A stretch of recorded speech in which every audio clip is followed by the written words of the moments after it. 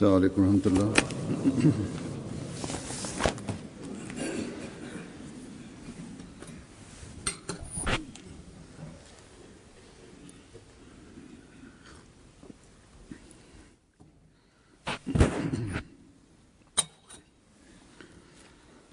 أشهد أن لا إله إلا الله وحده لا شريك له وأشهد أن محمدا عبده ورسوله أما بعد فأعوذ بالله من الشيطان الرجيم بسم الله الرحمن الرحيم الحمد لله رب العالمين الرحمن الرحيم مالك يوم الدين إياك نعبد وإياك نستعين اهدنا الصراط المستقيم صراط الذين أنعمت عليهم غير المغضوب عليهم ولا الضالين.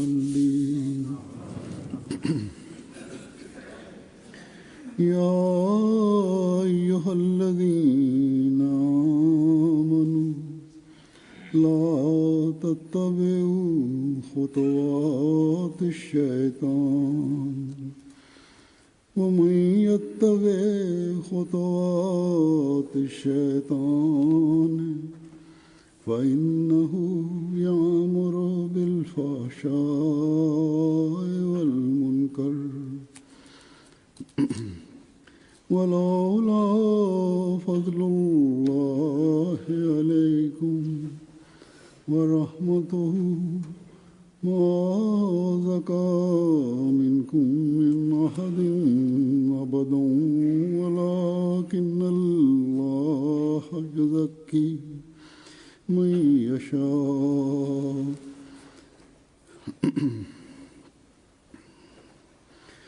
والله سميع عليم.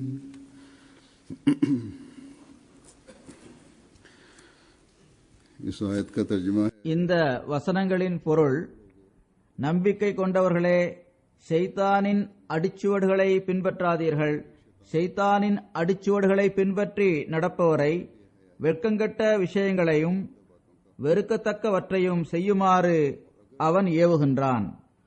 அல்லாவின் அருளும் அவனது கருணையும் இல்லாமல் இருந்திருப்பின் உங்களுள் எவரும் ஒருபோதும் தூய்மை அடைந்திருக்க மாட்டார். ஆனால் அல்லாஹ் தான் விரும்புபவரை தூய்மையாக்குகின்றான். அல்லாஹ் மிக அதிகமாக கேட்பவனும் நிரந்தரமான அறிவை கொண்டவனும் ஆவான். தொன்று தொட்டே ஷைத்தான் மனிதனின் பகைவனாக இருக்கின்றான். அவ்வாறே எப்போதும் இருப்பான். இது அவனிடம் நிரந்தரமாக இருக்கின்ற ஏதோ ஒரு ஆற்றல் அவனிடம் இருக்கின்றது என்பதனால் அல்ல. மாறாக மனிதன் பிறந்தபோது அல்லாஹு தாலா மனிதனுக்கு அவன் சுதந்திரமாக இருக்கின்ற உரிமையை வழங்கியிருக்கின்றான். ஏனென்றால் அவனது அடியார்கள் ஷைத்தானின் தாக்குதல்களிலிருந்து பாதுகாப்பாக இருப்பார்கள் என்பதை அல்லாஹ் அறிந்திருந்தான். ஷைத்தானின் இந்த பகைமை அவன் முன்னால் வந்து சண்டை போடும் அளவில் பகிரங்கமான பகைமையாக இருக்கவில்லை. அவன் பல்வேறு தந்திரங்கள், சாக்கு போக்குகள், ஏமாற்றுதல், சூழ்ச்சி, உலக பேராசை, மனிதனிடம் தான் என்ற அகந்தையை தூண்டுவது ஆகியவற்றின் மூலமாக அவன் மனிதனை நன்மைகளிலிருந்து வெகு தொலைவில் கொண்டு சென்று விடுகின்றான். தீமைகளுக்கு அருகில் கொண்டு சென்று விடுகின்றான். ஷைத்தான் இறைவனிடம், நீ எந்த இயல்பில் மனிதனை படைத்துள்ளாயோ, அதாவது மனித இயல்பானது இரு பக்கமும் திரும்பக்கூடியதாக இருக்கின்றது, எனவே அவனை நான் எனக்கு பின்னால் வர செய்வேன், ஏனென்றால் தீமைகளின் பக்கம் அவனது கவனம் அதிகமாக இருக்கும் என்று கூறினான்.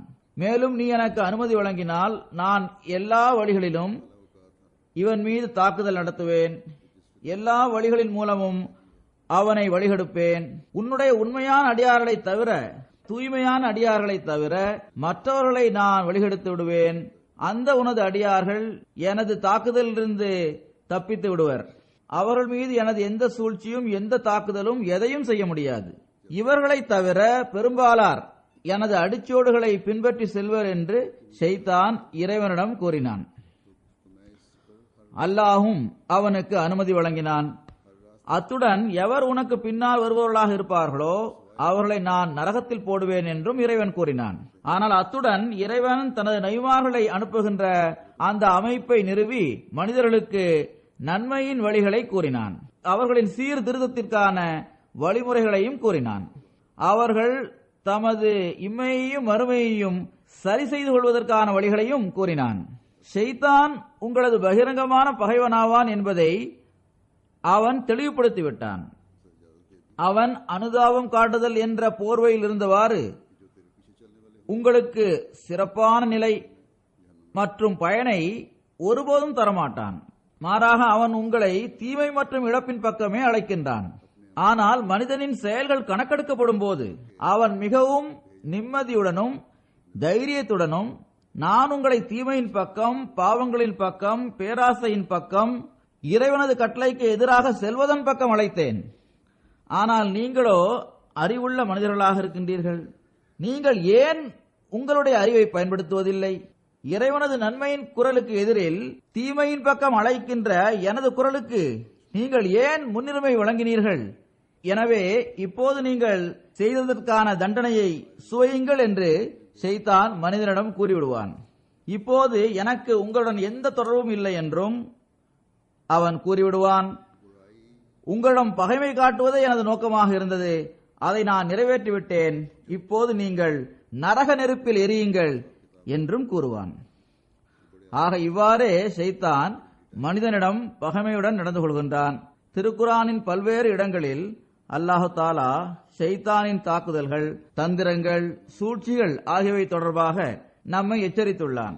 நான் ஓதிய இந்த வசனத்திலும் அல்லாஹ் இதையே கூறியுள்ளான். அதாவது ஷைத்தான் எப்போதும் மனிதனுக்கு பின்னாலே வந்து கொண்டிருக்கின்றான்.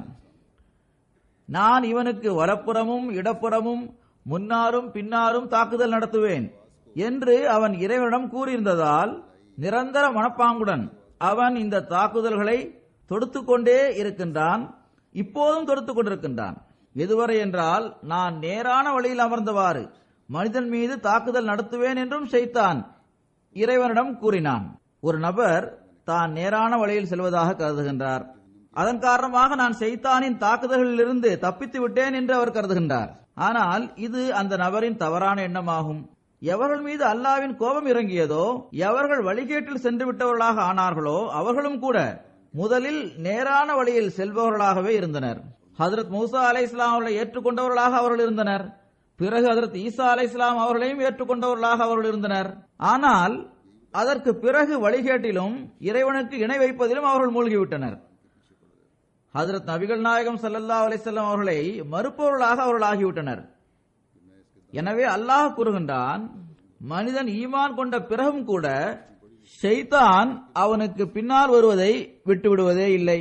மேலும் அவன் மனிதனை வழிகெடுக்கின்றான். பல மக்களும் ஷைத்தானின் ஏமாற்றுதலுக்கு ஆளாகி அவன் கூறும் விஷயங்களை கேட்டு வழிகேட்டில் சென்று விடுகின்றனர். எதுவரை என்றால் முஸ்லிம்கள் என்று தங்களை கூறிக்கொள்பவர்களும் கூட முர்த்ததுகளாகவும் குழப்பவாதிகளாகவும் ஆகிவிடுகின்றனர்.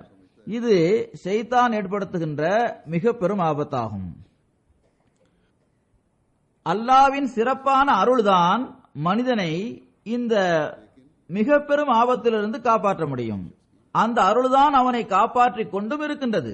அல்லாஹ் இந்த வசனத்தின் இறுதியில் நம்பிக்கை கொண்டவர்களுக்கு அல்லாஹ் சமீ ஆக இருக்கின்றான், அதாவது நன்கு கேட்பவனாக இருக்கின்றான் என்று கூறி அந்த சொற்கள் மூலம் நம்பிக்கை கொண்டவர்களுக்கு அவன் ஆறுதல் வழங்குகின்றான். அல்லாஹ் கேட்கக்கூடியவனாக இருக்கின்றான், எனவே அவனது கதவுகளை தட்டுங்கள் என்று அவன் கூறுகின்றான். அவனை அழையுங்கள், நிரந்தர மனப்பாங்குடன் அவனை அழையுங்கள். அவன் முன்னிலையில் நிரந்தரமாக துஆக்கள் செய்தவாறு குனிந்து விடுங்கள். பிறகு அந்த இறைவன் அலீமாகவும் இருக்கின்றான், அடியார்களின் நிலைமைகளை நன்கு அறிந்தவனாக இருக்கின்றான். எனது அடியான் தூய உள்ளத்துடன் என்னை அழைக்கின்றான் என்பதை அவன் பார்க்கும்போது அந்த இறைவன் அந்த நம்பிக்கை கொண்டவரின் உள்ளத்தில் எத்தகைய ஈமானின் ஆற்றலை ஏற்படுத்தி விடுகின்றான் என்றால் அதன் மூலம் அவர் ஷைத்தானின் தாக்குதல்களிலிருந்து பாதுகாப்பாக இருக்கின்றார். அதன் மூலம் நன்மைகளின் தரத்தை மேலும் மேலும் உயர்ந்த நிலைக்கு கொண்டு செல்வதற்கான வாய்ப்பு அவருக்கு கிடைத்து விடுகின்றது. தீமைகளிலிருந்து விலகி இருப்பதற்கான ஆற்றல் அவரிடம் உருவாகி விடுகின்றது. உனது தூய அடியார்களை தவிர மற்ற அனைவரும் எனக்கு பின்னால் வருவார்கள் என்று ஷைத்தான் இறைவனிடம் கூறிய போது ஒரு அறிவுள்ள மனிதனுக்கு அதை பற்றி சிந்திக்க வேண்டியது அவசியமானதாகும். ஒரு உண்மையான நம்பிக்கை கொண்டவருக்கு அதை பற்றி சிந்திப்பது அவசியமாகும். அதாவது நாம் அல்லாவின் களப்பற்ற தூய அடியாராக எவ்வாறு ஆக முடியும் என்பதை சிந்திக்க வேண்டும். களப்பற்ற தூய அடியாராக ஆவதற்கு அல்லாஹ் இந்த வசனத்தில் ஒரு வழியை கூறியுள்ளான்.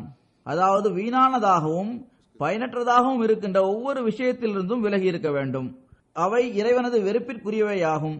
வெட்கக்கேடான செயல்களிலிருந்தும் தீமைகளிலிருந்தும் விலகி இருக்கும் போது அல்லாஹ்வின் கருணை அவரை தூய்மைப்படுத்தும். எவரை அல்லாஹ் தூய்மைப்படுத்துகின்றானோ அவர் தூய்மையாகி விடுகின்றார். அத்தகைய தூயவர்களுக்கு அருகில் அதற்கு பிறகு ஷைத்தான் வரமாட்டான். ஷைத்தான் ஒரே நொடி பொழுதில் திடீரென்று தாக்குதல் நடத்துவதில்லை என்பதையும் நாம் நினைவில் வைக்க வேண்டும்.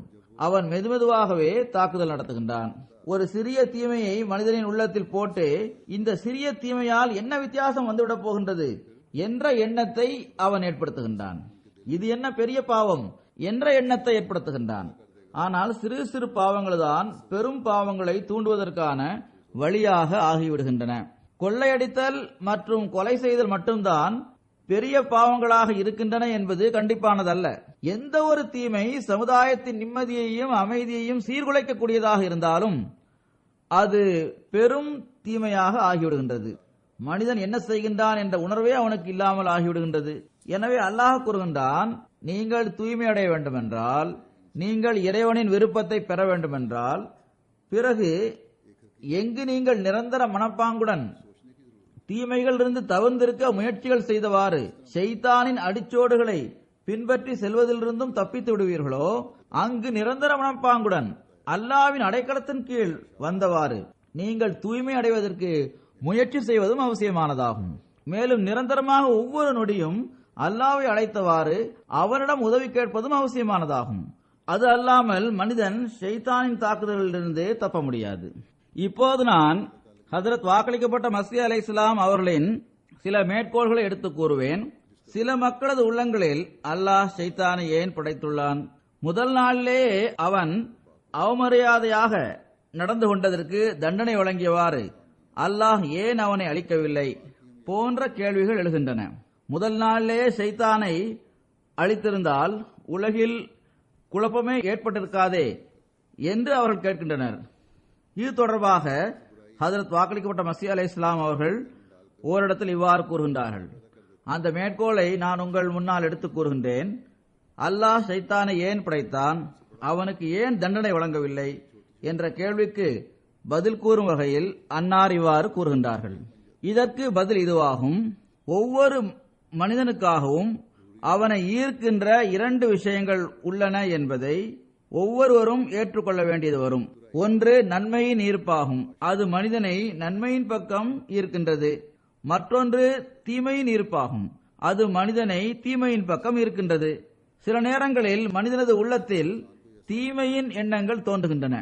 அப்போது அவன் எந்த அளவு தீமையின் பக்கம் குனிந்து விடுகின்றான் என்றால் அது யாரோ ஒருவர் அவனை தீமையின் பக்கம் இழுத்து செல்வது போன்று இருக்கும் என்பதை அனுபவத்தால் நாம் பார்க்கின்றோம். அவ்வாறு சில நேரங்களில் நல்ல எண்ணங்கள் அவனது உள்ளத்தில் வருகின்றன. அப்போது அவன் எந்த அளவு நன்மையின் பக்கம் குனிகின்றான் என்றால் யாரோ ஒருவர் நன்மையின் பக்கம் அவனை இழுத்து செல்வது போன்று அது இருக்கும். சில நேரங்களில் ஒரு நபர் தீமை செய்த பிறகு நன்மையின் பக்கம் திரும்புகின்றார். நான் தீய செயலை செய்துவிட்டேன் என்பதற்காக அவர் வெட்கப்படுகின்றார். சில நேரம் இவ்வாறும் நிகழ்கின்றது. ஒருவர் இன்னொருவரை ஏசுகின்றார், அடிக்கின்றார், அதற்கு பிறகு வெட்கப்படுகின்றார். உள்ளத்தால் பொருத்தமற்ற இந்த செயலை நான் செய்துவிட்டேனே என்று எண்ணி வருந்துகின்றார். அந்த மனிதனிடம் ஏதாவது ஒரு வகையில் அவர் நல்ல முறையில் நடந்து கொள்கின்றார், அவரிடம் மன்னிப்பு கேட்கின்றார், நன்மை பற்றிய உணர்வு அவரிடம் ஏற்படுகின்றது. அன்னார் கூறுகின்றார்கள், இந்த இரு விதமான ஆற்றல்களும் ஒவ்வொரு மனிதனிடமும் இருக்கின்றது. மனிதனின் இயல்பே அல்லாஹ் அவ்வாறுதான் உருவாக்கியுள்ளான். இஸ்லாமிய ஷரியத் நன்மையின் ஆற்றல்களுக்கு மலக்குகளின் தூண்டுதல் என்று பெயர் வைத்துள்ளது, தீமையின் ஆற்றலுக்கு ஷைத்தானின் தீண்டுதல் என்று பெயர் வைத்துள்ளது.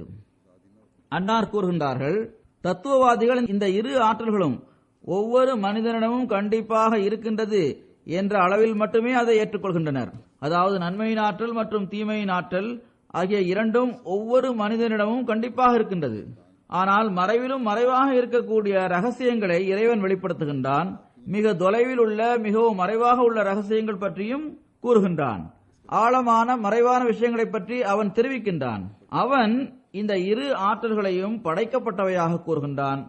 எவன் நன்மையை உள்ளத்தில் போடுகின்றானோ அவனுக்கு மலக்கு என்றும் ரூஹுல் குதுஸ் பரிசுத்த ஆவி என்றும் பெயர் வைக்கின்றான். எவன் தீய விஷயங்களை உள்ளத்தில் போடுகிறானோ அவனுக்கு ஷைத்தான் என்றும் இப்லீஸ் என்றும் பெயர் வைத்துள்ளான். ஹஜரத் வாக்களிக்கப்பட்ட மஸீஹ் அலைஹிஸ்ஸலாம் அவர்கள் கூறுகின்றார்கள், ஆனால் தொன்று தொட்டு இருந்து வரும் அறிஞர்களும் தத்துவவாதிகளும் ஒருவரிடம் இத்தகைய விஷயங்கள் போடப்படுவது என்பது வீணான விஷயம் அல்ல என்பதை ஏற்றுக்கொண்டுள்ளனர். இது வீணான விஷயம் அல்ல, இது ஒரு சரியான விஷயமாகும். அதாவது மனிதனது உள்ளத்தில் தீமைக்கான ஆற்றலும் உருவாகின்றது அல்லது தூண்டுதல் ஏற்படுகின்றது, மேலும் நன்மைக்கான தூண்டுதலும் உருவாகின்றது. மீண்டும் இதனை விளக்கியவாறு அன்னார் இவ்வாறு கூறுகின்றார்கள், ஒவ்வொரு மனிதனிடமும் இருக்கின்ற இந்த இரு ஆற்றல்களையும் நீங்கள் ஆற்றல்கள் என்று கூறினாலும் சரி அல்லது அவற்றிற்கு ரூஹுல் குதுஸ் பரிசுத்த ஆவி மற்றும் ஷைத்தான் என்று பெயர் வைத்தாலும் சரி, எந்நிலையிலும் இந்த இரு ஆற்றல்கள் இருப்பதை நீங்கள் மறுக்க முடியாது. அவற்றை இறைவன் படைத்ததன் நோக்கம் இதுவாகும். அதாவது மனிதன் தனது நற்செயல்கள் மூலம் நற்கூலி பெற தகுதியுடையவனாக ஆக வேண்டும். ஏனென்றால் மனிதனின் இயல்பு எந்நிலையிலும் நல்ல செயல்களை செய்யும் நிர்பந்தத்திற்கு ஆளாகின்றது. தீய செயல்களை செய்வதை இயல்பாகவே அது வெறுக்கின்றது. மனிதனின் இயல்பு இவ்வாறு இருக்கும்போது இத்தகைய நிலைமையில் நல்ல பணிக்கு ஒரு அணு அளவு கூட அவனுக்கு நற்கூலி கிடைக்காமலா போய்விடும். ஏனென்றால் அது அவனது இயல்பில் உள்ள சிறப்பம்சமாக இருக்கின்றது. ஆனால் இந்நிலையில் அவனது இயல்பு இரண்டு ஈர்ப்புகளுக்கு இடையில் இருக்கின்றது. அவன் நன்மையின் ஈர்ப்பிற்கு கட்டுப்பட்டு நடக்கின்றான், அவனுக்கு அந்த செயலுக்கான நற்கூலி கிடைத்து விடுகின்றது. அன்னார் கூறுகின்றார்கள், மனிதனுடைய உள்ளத்தில் இரு வகையான விஷயங்கள் போடப்படுகின்றன. நன்மையான விஷயங்கள் போடப்படுகின்றன, தீமையான விஷயங்களும் போடப்படுகின்றன. இவ்வாறு இரண்டு வகையான விஷயங்கள் போடப்படுவது மனிதனின் பிறப்பில் உள்ள பகுதியாக இருக்க முடியாது. அதாவது மனிதன் பிறந்தபோது இவை அவனது பங்கில் இருக்கவே இல்லை. ஏனென்றால் இவை இரண்டுமே ஒன்றுக்கொன்று முரணானவையாகும். நன்மையும் தீமையும் ஒன்றுக்கொன்று முரணாக இருக்கும்போது குழந்தை பருவத்திலிருந்தே குழந்தைகளின் இயல்பில் நன்மை தீமை ஆகிய இரண்டும் இருந்திருக்கவே முடியாது. அன்னார் கூறுகின்றார்கள், இவை இரண்டுமே ஒன்றுக்கொன்று முரணான விஷயங்களாகும். மேலும் இவற்றை செய்வதில் மனிதனுக்கு எந்த சக்தியும் இல்லை. இந்த இரண்டு விஷயங்களும் போடப்படுவது வெளியிலிருந்துதான் வருகின்றன என்பது நிரூபிக்கப்பட்டிருக்கின்றது. நன்மையின் தாக்கத்தையும் தீமையின் தாக்கத்தையும் வெளியிலிருந்துதான் மனிதன் பெறுகின்றான். பிறகு படிப்படியாக அவன் நன்மையில் முன்னேறுகின்றான் அல்லது தீமையில் முன்னேறுகின்றான். எவ்வாறு இருப்பினும் இந்த தாக்கத்தை மனிதன் வெளியிலிருந்துதான் பெறுகின்றான். ஹஜரத் வாக்களிக்கப்பட்ட மஸீஹ் அலைஹிஸ்ஸலாம் அவர்கள் கூறுகின்றார்கள், மனிதன் முழுமை அடைவது இந்த விஷயங்களில் அடங்கியிருக்கின்றது. வியக்கத்தக்க விஷயம் என்னவென்றால், இந்த இரு வகையான இருப்புகளையும், அதாவது மலக்கையும் ஷைத்தானையும் இந்துக்களின் வேதங்களும் ஏற்றுக்கொள்கின்றன. நெருப்பை வணங்குகின்றவர்களும் இவற்றை ஏற்றுக்கொள்கின்றனர். இறைவன் புறமிருந்து எத்தனை வேதங்கள் உலகில் வந்துள்ளனவோ அவை அனைத்திலும் இந்த இரு இருப்புகளும் இருக்கின்றன என்பது ஏற்றுக்கொள்ளப்பட்டிருக்கின்றது. எனவே இவை தொடர்பாக ஆட்சேபனை செய்வது முழுக்க முழுக்க அறியாமையும் காழ்ப்புணர்ச்சியும் ஆகும். இதற்கு பதில் கூறும் முகமாக இந்த அளவு எழுதுவது அவசியமானதாகும். எந்த நபர் தீமையிலிருந்து மற்றும் தீங்கு விளைப்பதிலிருந்து விலகாமல் இருக்கின்றாரோ அவர் சுயமே ஷைத்தான் ஆகிவிடுகின்றார். இதை பற்றி ஓரிடத்தில் மனிதனும் ஷைத்தானாக ஆகிவிடுகின்றான் என்று இறைவன் கூறுகின்றான். இப்போது இறைவன் அந்த ஷைத்தானுக்கு ஏன் தண்டனை வழங்கவில்லை என்ற கேள்வி எழுகின்றது. அதற்கு பதில் இதுவாகும். அதாவது ஷைத்தானுக்கு தண்டனை வழங்குவதற்கு திருக்குரானில் அவனுக்கு வாக்குறுதி கொடுக்கப்பட்ட ஒரு நாள் நிர்ணயிக்கப்பட்டிருக்கின்றது. அந்த வாக்குறுதி கொடுக்கப்பட்ட நாளுக்காக காத்திருக்க வேண்டும். அல்லாஹ், நான் தண்டனை வழங்குவேன், கண்டிப்பாக வழங்குவேன், இவ்வுலகிலோ அல்லது மறு உலகிலோ, அதற்கென்று நிர்ணயிக்கப்பட்ட அந்த நாளில் ஷைத்தானுக்கு தண்டனை கிடைக்கும் என்று கூறுகின்றான். பல ஷைத்தான்களும் இறைவனின் கைகளால் தண்டனையை பெற்றுவிட்டனர். இன்னும் பல ஷைத்தான்கள் அந்த தண்டனையை பெற வேண்டியது இருக்கின்றது. எந்தெந்த விஷயங்களின் பக்கம் ஷைத்தான் அழைக்கின்றான், எத்தகைய மனிதர்கள் ஷைத்தானின் அடிச்சோடுகளை பின்பற்றி செல்கின்றனர், எந்தெந்த விஷயங்களை பெற்று மனிதன் ஷைத்தானின் அடிச்சோடுகளை பின்பற்றி செல்வதிலிருந்தும் தப்பித்து விடுகின்றான் என்பதை பற்றி ஹஜ்ரத் வாக்களிக்கப்பட்ட மஸீஹ் அலைஹிஸ்ஸலாம் அவர்கள் இவ்வாறு கூறுகின்றார்கள். ஷைத்தான் பொய், அநீதி, கொலை செய்யும் உணர்வு, வெளிவேஷம், கர்வம் ஆகியவற்றின் பக்கம் அழைக்கின்றான். நீங்கள் இந்த தீமையின் பக்கம் வாருங்கள் என்று அவன் மிகுந்த அன்புடன் அழைக்கின்றான். இதற்கு எதிரில் நல்லொழுக்கங்கள் இருக்கின்றன. அவை பொறுமை, இறை அன்பில் திளைத்திருத்தல், அல்லாஹ்வுக்காக தன்னை மாய்த்துக் கொள்ளுதல், களப்பற்ற மன தூய்மை, வெற்றி ஆகிய நல்லொழுக்கங்கள் இருக்கின்றன. இவற்றின் பக்கம் அல்லாஹ் அழைக்கின்றான். ஒருபுறம் ஷைத்தான் அழைக்கின்றான், மறுபுறம் அல்லாஹ் இந்த நன்மையின் பக்கம் அழைக்கின்றான். மனிதன் இந்த இரண்டு ஈர்ப்புகளுக்கும் ஆளாகின்றான். இரு வகையான ஈர்ப்புகளும் அவனை இழுக்கக்கூடியவையாக இருக்கின்றன. இந்த இரண்டு ஈர்ப்புகளுக்கும் அவன் ஆளாகின்றான். பிறகு யாருடைய இயல்பு நல்லதாக இருக்கின்றதோ, எவரிடம் நட்பாக்கியத்தின் தன்மை வைக்கப்பட்டிருக்கின்றதோ, அவர் ஷைத்தானின் இந்த ஆயிரக்கணக்கான அழைப்புகள் மற்றும் அவன் ஏற்படுத்துகின்ற இந்த உணர்வுகள் இருந்தும் கூட அவரிடம் இருக்கின்ற அந்த நேர்மையான இயல்பு, நட்பாக்கியம், சாந்தியின் தன்மை ஆகியவற்றின் அருளால் அவர் அல்லாஹ்வின் பக்கம் ஓடுகின்றார். அதாவது அவரை எப்படி அழைத்தாலும் சரி, எவரிடத்தில் அல்லாஹ் நட்பாக்கியத்திற்கான தன்மையை வைத்திருக்கின்றானோ அவர் தனது நட்பாக்கியத்தின் இயல்பின் காரணமாகவும் அதன் அருளாலும் அல்லாஹ்வின் பக்கம் குனிகின்றார். அவ்வாறு குனியும் போது அத்தகைய இயல்பை உடையவர்களுக்கு அவர்கள் அல்லாஹ்வின் பக்கம் ஓடுவதற்கான நல்வாய்ப்பை அல்லாஹ் வழங்குகின்றான். ஷைத்தானின் பக்கம் ஓடுவதற்கு பதிலாக இறைவனிடத்திலேயே அவர்கள் சுகத்தையும் ஆறுதலையும் நிம்மதியையும் பெறுகின்றனர். பிறகு அன்னார் இவ்வாறு கூறுகின்றார்கள். ஒவ்வொரு பொருளுக்கென்றும் அடையாளங்கள் கண்டிப்பாக இருக்கின்றன. அவற்றில் அந்த அடையாளங்கள் காணப்படாத வரை அவை நம்ப தகுந்தவையாக இருக்க முடியாது. பாருங்கள், மருந்துகளை மருத்துவர் அடையாளம் கண்டுகொள்கின்றார். எந்த பழங்கள் அல்லது மூலிகைகள் மூலம் மருந்துகள் தயார் செய்யப்படுகின்றனவோ அந்த பழங்கள் மற்றும் மூலிகைகளில் உள்ள பண்புகள் அவற்றில் இல்லாமல் இருந்தால் அவற்றால் எந்த பயனும் ஏற்படாது. ஆனால் ஒரு நீண்ட ஆராய்ச்சிக்கு பிறகு இந்த பண்புகள் அவற்றில் இருப்பது தெரிய வந்தால் பிறகு அவற்றின் மூலமாக சில நோய்களிலிருந்து குணம் கிடைத்து விடுகின்றது. அவற்றில் இந்த பண்புகள் அல்லது இந்த சிறப்பம்சங்கள் இல்லை என்பது மருத்துவருக்கு தெரிய வந்தால் அவர் அவற்றை ஒன்றுமற்றதாக கருதி தூக்கி எறிந்து விடுகின்றார். இவ்வாறே ஈமானின் அடையாளங்களும் உள்ளன. அல்லாஹ் மீண்டும் மீண்டும் தனது வேதத்தில் அதை பற்றி எடுத்து கூறியுள்ளான். இதுவே உண்மையான விஷயமாகும். அதாவது எப்போது ஈமான் மனிதனது உள்ளத்தில் நுழைகின்றதோ அப்போது அத்துடன் அல்லாஹ்வின் மகிமை, அதாவது அவனது கம்பீரம், அவனது புனிதத்தன்மை, பெருமை, வல்லமை மற்றும் எல்லாவற்றையும் விட அதிகமாக லா இலாஹ இல்லல்லாஹ் என்பதன் உண்மையான கருத்து அவனது உள்ளத்தில் நுழைந்து விடுகின்றது. எதுவரை என்றால் அல்லாஹ் அவனுக்குள் பிரவேசித்து விடுகின்றான். ஷைத்தானிய வாழ்வின் மீது ஒரு மரணம் ஏற்பட்டு விடுகின்றது. பாவத்தின் இயல்பு மரணித்து விடுகின்றது. இதுவே இயல்பில் அந்த நட்பாக்கியமாகும். அதாவது சரியான ஈமான் இருந்தால் பிறகு பாவத்தின் இயல்பு மரணித்து விடுகின்றது. அந்த சமயத்தில் ஒரு புது வாழ்க்கை ஆரம்பமாகி விடுகின்றது. அது ஆன்மீக வாழ்க்கையாக இருக்கின்றது அல்லது அது வானத்தின் பிறப்பின் முதல் நாளாகும் என்று நீங்கள் அதை கூறலாம். ஷைத்தானிய வாழ்வின் மீது மரணம் ஏற்படுகின்ற போது ஆன்மீக வாழ்க்கையின் குழந்தைகள் பிறக்கின்றனர். இதுவே மனிதன் பிறகு இறைவனுக்காக ஆகிவிடுகின்ற அந்த நேரமாக இருக்கின்றது. பிறகு கர்வம் மற்றும் ஷைத்தானுக்கு இடையில் உள்ள தொடர்பை விளக்கியவாறு ஹஜ்ரத் வாக்களிக்கப்பட்ட மஸீஹ் அலைஹிஸ்ஸலாம் அவர்கள் இவ்வாறு கூறுகின்றார்கள். அதாவது எல்லாவற்றிற்கும் முதலாவதாக ஆதமும் பாவம் செய்திருந்தார். ஆதம் செய்த பாவம் தொடர்பான குறிப்பு மதங்களின் வரலாற்றில் நமக்கு கிடைக்கின்றது. அவ்வாறு ஷைத்தானும் பாவம் செய்துள்ளான். ஆக பாவம் இரு வகையில் இருந்தன. ஒன்று ஆதம் செய்தது, மற்றொன்று ஷைத்தான் செய்தது. ஆனால் ஆதமிடம் கர்வம் இருக்கவில்லை. எனவேதான் இறைவனிடம் அவர் தனது பாவங்களை ஏற்றுக்கொண்டார். அவரது பாவங்கள் மன்னிக்கப்பட்டன. இதன் மூலம் மனிதன் தௌபா செய்தவாறு அதன் மூலம் அவனது பாவங்கள் மன்னிக்கப்படும் என்று நம்பிக்கை வைக்கலாம்.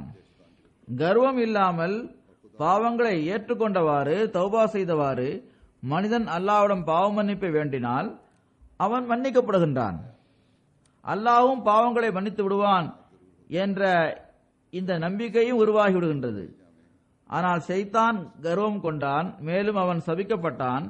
எந்த விஷயங்களை செய்வதற்கு மனிதனிடம் ஆற்றல் இல்லையோ அவை தொடர்பாக கர்வம் கொள்கின்ற மனிதன் தேவையில்லாமல் தனக்கு அந்த பொருள் கிடைக்க வேண்டும் என்று வாதம் செய்ய தயாராகிவிடுகின்றான். நீங்கள் கர்வம் கொள்ளும் அளவில் உங்களிடம் அந்த அளவு ஆற்றலும் இல்லை. எதுவரை உங்களால் செல்ல முடியும்? இன்னும் எவ்வளவு மேலே செல்ல முடியும்? இவற்றையெல்லாம் பெறுவதற்கான ஆற்றலே இல்லாத போது எவ்வாறு அவரால் தற்பெருமை கொள்ள முடியும்? ஹஜ்ரத் வாக்களிக்கப்பட்ட மஸீஹ் அலைஹிஸ்ஸலாம் அவர்கள் கூறுகின்றார்கள், கர்வம் கொள்கின்ற மனிதன் தேவையில்லாமல் தன்னிடம் இந்த பொருள்கள் உள்ளன, அவை தனக்காக உள்ளன என வாதம் செய்ய தயாராகி விடுகின்றான். ஆனால் அவை அவனுக்கு அருகில் கூட இருப்பதில்லை. நபிமார்களிடம் சில திறமைகள் இருக்கின்றன. அவற்றில் ஒரு திறமை தான் என்ற அகந்தை அவர்களிடமிருந்து பறிக்கப்படுவதாகும். அவர்கள் தம்மிடம் இருக்கின்ற தாம் என்ற அகந்தையை அழித்து விடுகின்றனர். அவர்களிடம் இந்த அகந்தை இருப்பதே இல்லை. அவர்கள் தங்கள் நப்சின் மீது ஒரு மரணத்தை ஏற்படுத்திக் கொள்கின்றனர். பெருமை இறைவனுக்கே உரியதாகும். எந்த மக்கள் கர்வம் கொள்ளாமல் தாழ்மையுடன் பணியாற்றுகின்றனரோ அவர்கள் வீணாக்கப்படுவதில்லை. எனவே கர்வத்திலிருந்து தவிர்ந்திருங்கள். இந்த சிறப்பம்சங்களை ஒரு நம்பிக்கை கொண்டவர் கடைபிடிக்க வேண்டும். அவ்வாறு கடைபிடிக்காமல் இருந்தால் அவர் ஷைத்தானின் அடிச்சோடுகளை பின்பற்றி செல்பவராக ஆகிவிடுவார். கர்வத்தை சில நேரங்களில் மனிதன் உணர்வதே இல்லை. எனவே மிகவும் நுட்பமாக இது தொடர்பாக நாம் நம்மை ஆய்வு செய்து பார்க்க வேண்டும். ஷைத்தான் எவ்வாறெல்லாம் மனிதனை தனது பிடியின் கீழ் கொண்டு வருவதற்கு தந்திரமாக செயல்படுகின்றான். இதை பற்றி ஓரிடத்தில் ஹஜ்ரத் வாக்களிக்கப்பட்ட மஸீஹ் அலைஹிஸ்ஸலாம் அவர்கள் இவ்வாறு கூறுகின்றார்கள், பாவமான எந்த ஒரு செயலையும் மனிதன் செய்யாமல் இருக்க வேண்டும். அதாவது மனிதனது செயலால் பாவம் அகன்று விட்டால், அதாவது பாவமான எந்த ஒரு செயலையும் அவன் செய்யாமல் இருக்க வேண்டும். ஷைத்தான் அப்பாவங்கள் மனிதனின் கண், காது, மூக்கு ஆகிய உறுப்புகள் வரை எஞ்சியிருக்க வேண்டும் என்று விரும்புகின்றான். வெளிப்படையாக பார்க்கும்போது எந்த ஒரு செயலிலும் பாவம் இல்லாமல் இருந்தாலும் கூட ஷைத்தான் மனிதனின் கண், காது மற்றும் மூக்கில் அமர்ந்திருக்க வேண்டும் என்றே விரும்புகின்றான். அன்னார் கூறுகின்றார்கள், அதிலும் அவனுக்கு எந்த ஒரு பிடியும் கிடைக்காமல் போனால் ஷைத்தான் அதற்காக எந்த அளவுக்கு முயற்சி செய்கின்றான் என்றால், வேறு எங்கும் இல்லை என்றாலும் குறைந்தபட்சம் அந்த பாவங்கள் அவனது உள்ளத்திலாவது இருக்க வேண்டும் என்று ஷைத்தான் விரும்புகின்றான். சிலர் வெளிப்படையாக எந்த பாவமும் செய்வதில்லை, பெரும் பாவங்களை செய்வதே இல்லை, அல்லது சிறிய பாவங்களை கூட செய்வதில்லை. சிலரது நிலைமைகள் எவ்வாறு இருக்கின்றது என்றால், அவர்களுக்கு பாவங்கள் செய்வதற்கான சந்தர்ப்பமே கிடைப்பதில்லை. பாவம் செய்வதற்காக எந்த ஒரு காரணமும் ஏற்படுவதில்லை, அல்லது ஏதாவது ஒரு அச்சத்தின் காரணமாக அவர்கள் பாவங்கள் செய்யாமல் இருக்கின்றனர். வெளிப்படையாக செயலளவில் எதுவுமே பாவமாக இருப்பதில்லை. ஆனால் ஷைத்தானின் இந்த ஆசை பிறகும் கூட இருக்கின்றது. அல்லாஹ்வுடன் தொடர்பு இல்லாமல் இருந்தால் ஏதாவது ஒரு வழியின் மூலமாக அவனுக்குள் பாவத்திற்கான விதையை வைக்க வேண்டும் என்றே விரும்புகின்றான். அது அவனது உள்ளத்தில் பதிந்துவிட வேண்டும் என்றும் விரும்புகின்றான். ஹஜ்ரத் மஸீஹ் மவ்ஊத் அலைஹிஸ்ஸலாம் அவர்கள் கூறினார்கள், ஷைத்தான் தனது சண்டையை அதன் முடிவு வரை கொண்டு செல்கின்றான். ஆனால் எந்த உள்ளத்தில் இறைவன் மீது உள்ள அச்சம் இருக்குமோ அங்கு ஷைத்தானின் அரசாங்கம் நடக்க முடியாது. அல்லாஹ்வின் அச்சம் இருந்தால் உள்ளத்தில் பாவத்திற்கான விதையை வைப்பது பற்றிய கேள்வியே இருக்காது. ஹஜ்ரத் மஸீஹ் மவ்ஊத் அலைஹிஸ்ஸலாம் அவர்கள் கூறுகின்றார்கள், இறுதியில் ஷைத்தான் அவனிடம் அவநம்பிக்கை அடைந்து விட்டான். அவனை விட்டுவிட்டு தனியாக சென்று விட்டான்.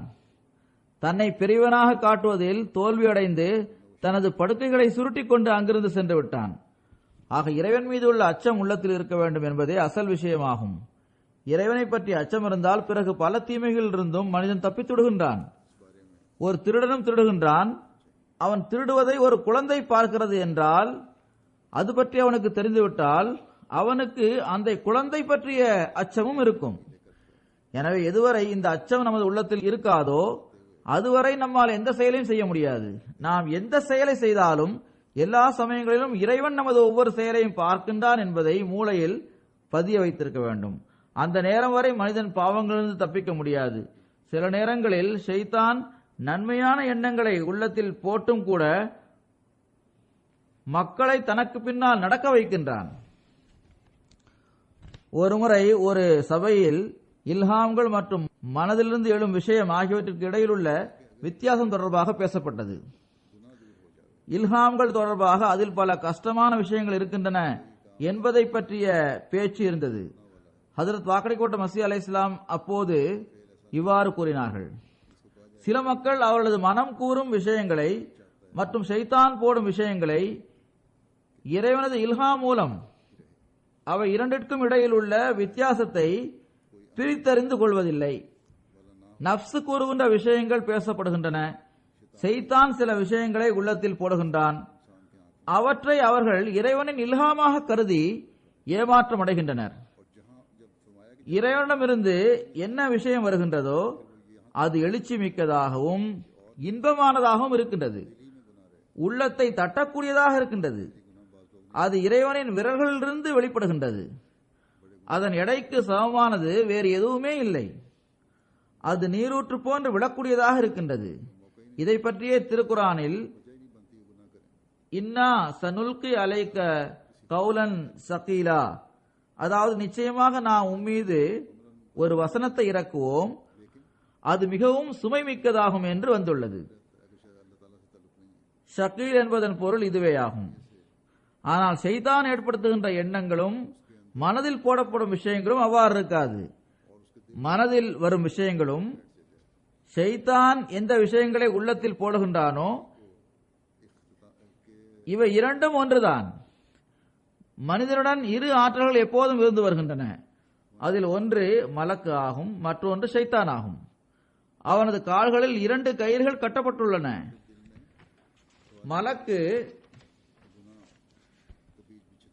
நன்மையில் விருப்பத்தை ஏற்படுத்துகின்றார், அதற்காக உதவுகின்றார்.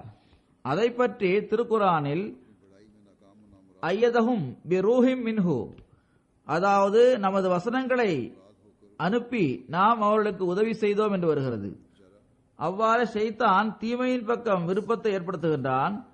அதை பற்றி திருக்குரானில் யுவஸ்பிசு என்று வருகிறது.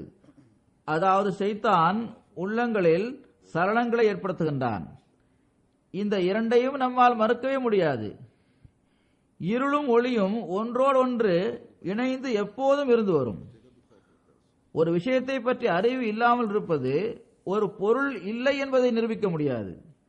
அதாவது ஒரு விஷயத்தை பற்றி அறிவு இல்லை என்றால் பிறகு அந்த விஷயமே இல்லை என்பதை எவரும் நிரூபிக்க முடியாது. ஹஜ்ரத் மஸீஹ் மவ்ஊத் அலைஹிஸ்ஸலாம் அவர்கள் கூறினார்கள், இவற்றை தவிர ஆயிரக்கணக்கான அதிசயங்கள் இருக்கின்றன. அல்லாஹ்வின் இந்த பிரபஞ்சம் ஒரு வியக்கத்தக்க விஷயமாகும். இதை தவிரவும் ஆயிரக்கணக்கான வியக்கத்தக்க விஷயங்கள் உள்ளன.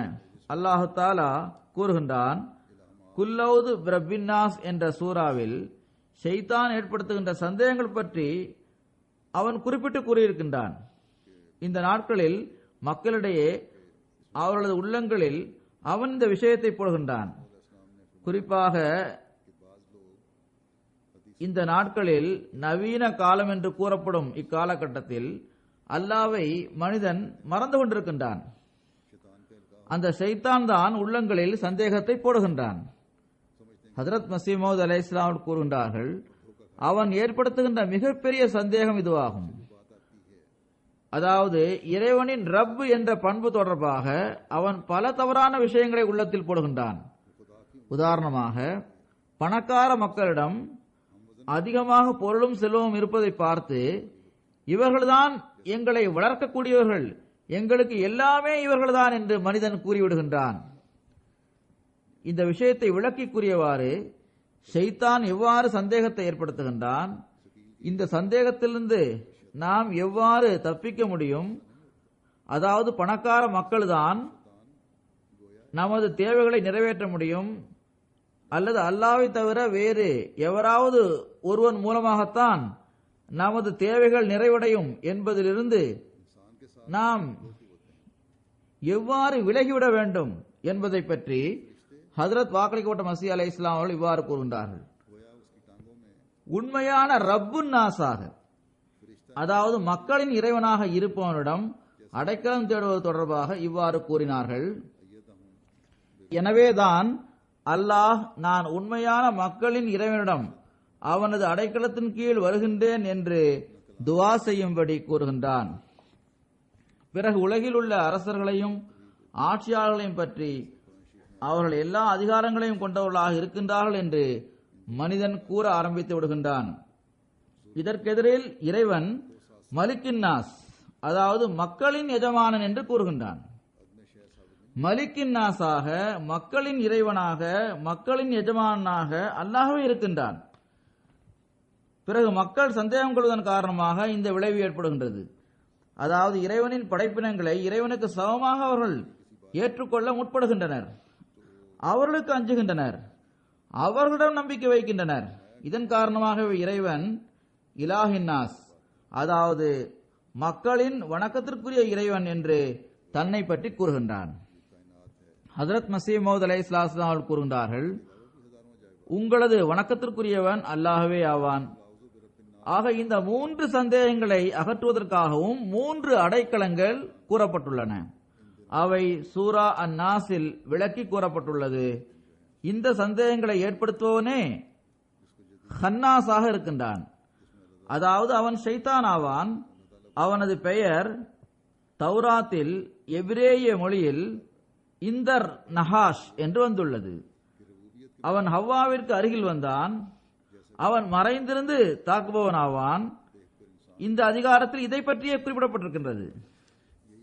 இதிலிருந்து தஜ்ஜால் கூட எவனையும் வற்புறுத்த மாட்டான் என்பது தெரிய வருகிறது. மாறாக மறைந்திருந்து அவன் தாக்குதல் நடத்துவான். அதனால் எவருக்கும் அது பற்றி தெரிந்திருக்காது. இன்றைய உலகத்தின் பொலிவு இன்றைய நாட்களில் புதிதாக கண்டுபிடிக்கப்பட்டவை அல்லது இன்றைய கல்வி ஆகியவற்றை சாக்கு போக்காக கூறி அல்லாஹ்விடமிருந்து தூரமாக விலகி சென்று விடுதல், மார்க்கத்தை விட்டு விலகி சென்று விடுதல் ஆகியவற்றின் பக்கம் கவனமூட்டக்கூடியதாக அது இருக்கின்றது.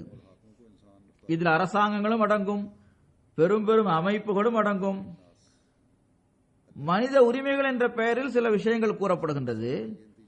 இதை பாருங்கள், இந்த விஷயங்களை பேண வேண்டும் என்று மார்க்கம் உங்களிடம் கூறுகின்றது. ஆனால் மனிதனின் உரிமைகள் எதிர்பார்ப்பது என்னவென்றால் அம்மனிதனுக்கு முழுமையான சுதந்திரம் இருக்க வேண்டும் என்பதாகும். ஆக இந்த விஷயங்கள் மெதுமெதுவாக உள்ளத்தில் போடப்படுகின்றது. இந்த விஷயங்களை ஷைத்தானே செய்கின்றான். இவற்றில் அரசாங்கங்களும் அடங்கும். மனிதர்களின் உரிமைகள் என்ற பெயரில் அல்லது பெண்களின் உரிமைகள் என்ற பெயரில் அல்லது நான் ஏற்கனவே கூறியது போன்று மனிதனின் உரிமைகள் என்ற பெயரில் அமைப்புகள் உள்ளன. இவர்கள் அனைவருமே இவற்றில் அடங்குவர். இவர்கள் மார்க்கத்திலிருந்து மக்களை விலக்கி தொலைவில் கொண்டு செல்ல முயற்சி செய்கின்றனர். எனவே ஒவ்வொருவரும், ஒவ்வொரு அகமதியும் இதை புரிய வேண்டும். ஒவ்வொரு நம்பிக்கை கொண்டவரும் இதை புரிய வேண்டும். அதாவது இங்கு ஷைத்தானின் தாக்குதல் நம்மீது நடக்க இருக்கின்றது. இது தஜ்ஜாலி ஆற்றல்கள் நம்மீது தாக்குதல், இந்த தஜ்ஜாலி ஆற்றல்கள் நம்மீது தாக்குதல் நடத்துகின்றன. பிறகு ஹஜ்ரத் மஸீஹ் மவ்ஊத் அலைஹிஸ்ஸலாம் அவர்கள் கூறினார்கள், ஷைத்தான் சுயமே ஹவ்வாவிற்கு அருகில் சென்றான் என்பது தவறாகும்.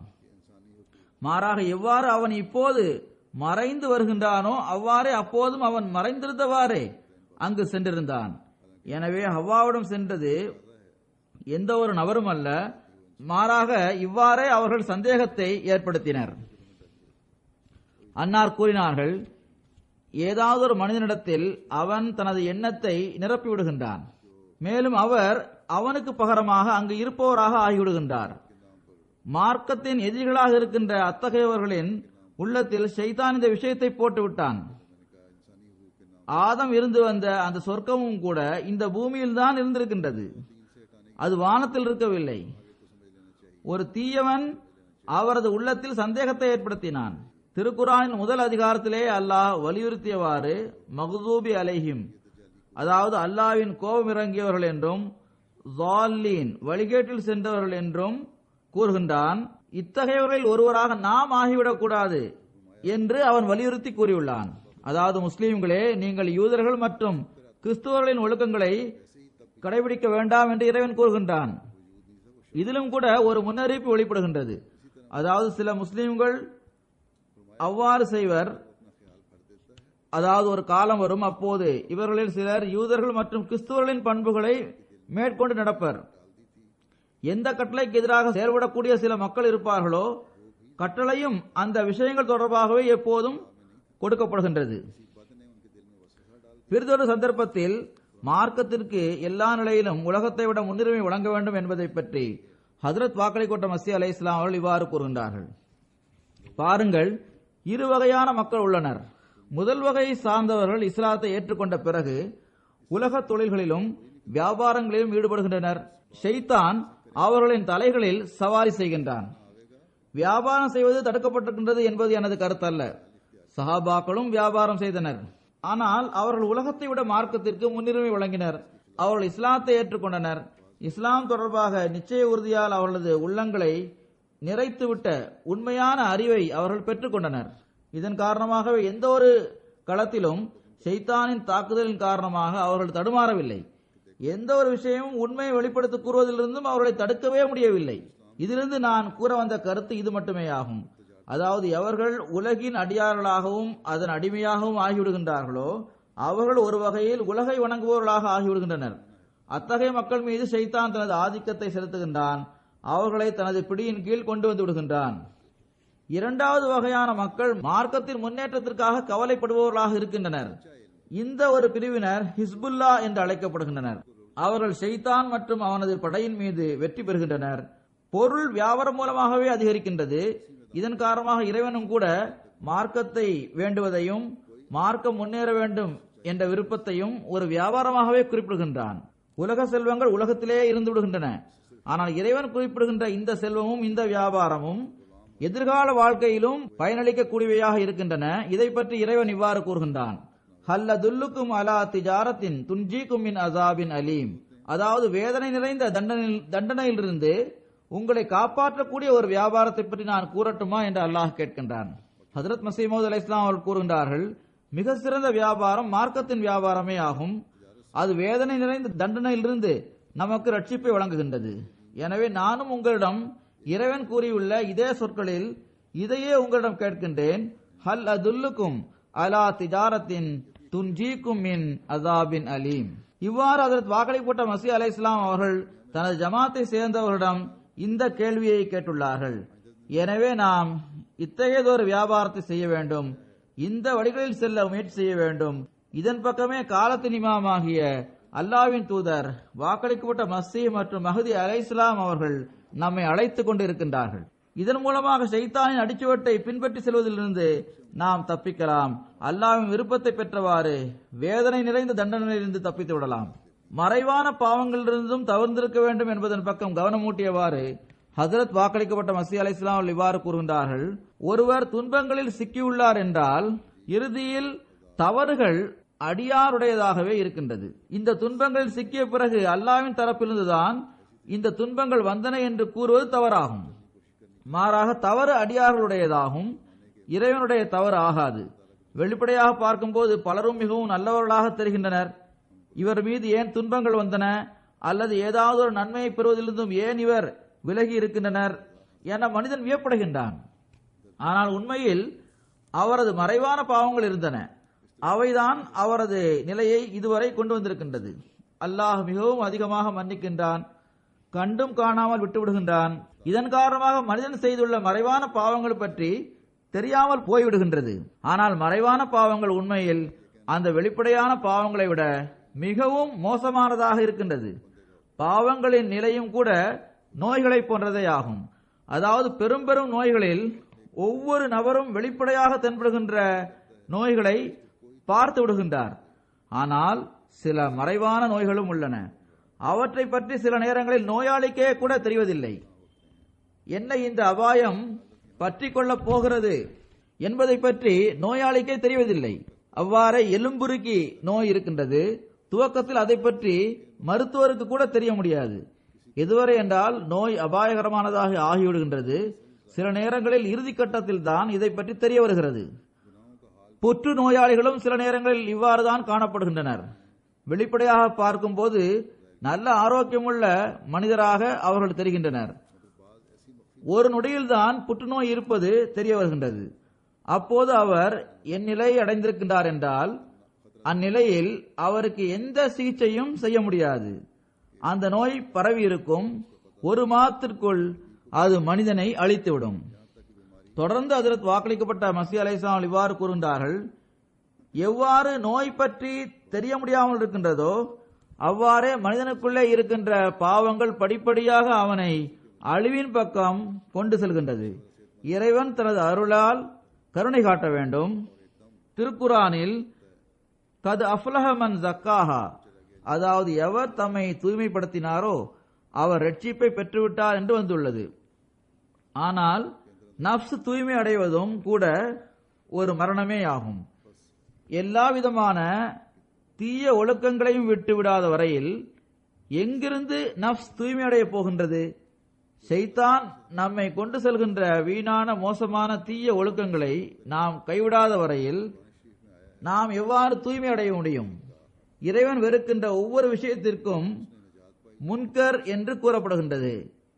எனவே எல்லா தீய ஒழுக்கங்களையும் கைவிடாத வரையில் எங்கிருந்து நப்ஸ் தூய்மை அடைவதை நாம் பெற்றுக்கொள்ள முடியும்? ஒவ்வொரு நபரிடத்திலும் ஏதாவது ஒரு வகையில் தீமையின் தன்மை இருக்கின்றது. அதுவே அவனது ஷைத்தானாகும். அவனை கொலை செய்யாமல் பணி நடைபெற முடியாது. எனவே இதற்கு முன்னர் நான் கூறியது போன்று நாம் எல்லா சமயங்களிலும் அல்லாஹ்வின் அடைக்கலத்தில் இருப்பது அவசியமானதாகும். எனவே நீங்கள் உங்களை ஆய்வு செய்து பார்க்க வேண்டியது அவசியமானதாகும். ஷைத்தானை அழிப்பதற்காக நாம் என்ன செய்ய முடியும்? இது தொடர்பாக ஓரிடத்தில் ஹஜ்ரத் வாக்களிக்கப்பட்ட மஸீஹ் அலைஹிஸ்ஸலாம் அவர்கள் இவ்வாறு கூறுகின்றார்கள், இறை தூதர்கள் இறைவனின் தோற்றமாக திகழ்கின்றனர். அவர்கள் இறைவனை காட்டக்கூடியவர்களாக இருக்கின்றனர். பிறகு உண்மையான முஸ்லிம் அந்த தூதர்களின் தோற்றமாக திகழ வேண்டும். கண்ணியமிக்க நபித்தோழர்கள் இந்த ரகசியத்தை நன்கு புரிந்திருந்தனர். ரசூலே கரீம் ஸல்லல்லாஹு அலைஹி வஸல்லம் அவர்களுக்கு கட்டுப்படுவதில் தங்களை இழந்த நிலையில், தங்களை மாய்த்து கொண்ட நிலையில் அவர்களிடம் எதுவுமே எஞ்சியிருக்கவில்லை. எவர்கள் அவர்களை கண்டாலும் அவர்கள் பெருமானார் ஸல்லல்லாஹு அலைஹி வஸல்லம் அவர்கள் மீது கொண்ட பேரன்பில் திளைத்திருப்பதையே கண்டனர். அல்லாஹ்வின் நெருக்கத்தை பெறுவதற்கும் ஹஜ்ரத் நபிகள் நாயகம் ஸல்லல்லாஹு அலைஹி வஸல்லம் அவர்களின் முன்மாதிரியை பின்பற்றுவதற்கும் முயற்சிகள் செய்வதில் அவர்கள் மூழ்கி இருந்தனர். எனவே நினைவில் கொள்ளுங்கள், இந்த காலகட்டத்திலும் கூட அதுபோன்ற கட்டுப்படுதல், தன்னை இறைவனுக்காக மாய்த்துக் கொள்ளுதல் ஆகியவற்றில் கண்ணியத்திற்குரிய சஹாபாக்களிடம் ஏற்பட்ட அதே நிலை உருவானால்தான் எனது சீடர்களில் ஒருவராக நீங்கள் இருக்கின்றீர்கள் என்ற உங்களது வாதம் உண்மையான வாதமாகவும் பொருத்தமான வாதமாகவும் இருக்கும். இந்த விஷயத்தை நன்றாக உங்களது மூளையில் பதிய வைத்துக் கொள்ளுங்கள். எதுவரை இந்த நிலை ஏற்படாதோ, எதுவரை அல்லாஹ் உங்களுக்குள் பிரவேசிக்க மாட்டானோ, எதுவரை இறைவனின் அடையாளங்கள் உங்களிடம் வெளிப்படுவதில்லையோ அதுவரை ஷைத்தான ஆட்சியின் செயலும் தலையீடும் இருக்கத்தான் செய்யும். நாம் களப்பற்ற மன தூய்மையுடன் அல்லாஹ்விற்காக ஆகிவிட முயற்சி செய்ய வேண்டும். அல்லாஹ் அவ்வாறு செய்வானாக. நாம் எல்லாவிதமான வெட்கக்கேடான செயல்களிலிருந்தும் தீமைகளிலிருந்தும் தவிர்ந்திருப்பவர்களாகவும் எல்லா வகையான கர்வத்திலிருந்தும் விலகியிருப்பவர்களாகவும் இருக்குமாறு அல்லாஹ் செய்வானாக. உங்களது நப்சை தூய்மைப்படுத்த முயற்சி செய்து கொண்டே இருங்கள். அதன் மூலம் அல்லாஹ்வின் அருள்களுக்கு வாரிசாகி விடுங்கள். எப்போதும் நமது பார்வை இறைவன் மீதே இருக்க வேண்டும். அவனே நமது மலிக், அதாவது எஜமானாக இருக்க வேண்டும். அவனுடைய மலிக் என்ற பண்பு எப்போதும் நமது உள்ளத்தில் இடம் பிடித்து இருக்க வேண்டும். அவனே நமது வணக்கத்திற்குரியவன். அவனை எப்போதும் அழைப்பவர்களாக நாம் இருக்க வேண்டும். ஷைத்தானின் அடிச்சுவடுகளை பின்பற்றி செல்வதிலிருந்தும் நாம் தவிர்ந்திருக்க வேண்டும். அல்லாஹ் இதற்கான நல்வாய்ப்பை நமக்கு வழங்குவானாக.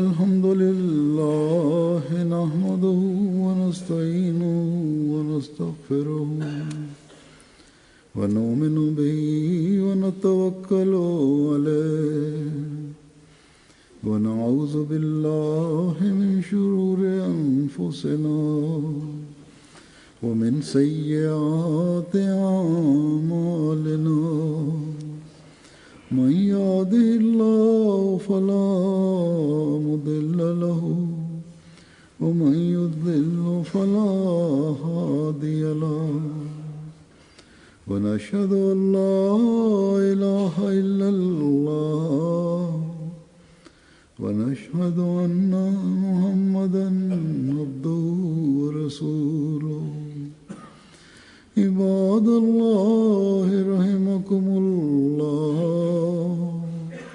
إن الله يأمر بالعدل والإحسان وإيتاء ذي القربى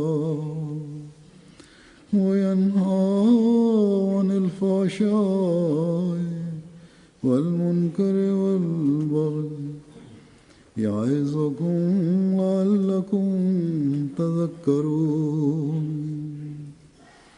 اذكروا الله يذكركم وادعوه يستجب لكم ولذكر الله أكبر.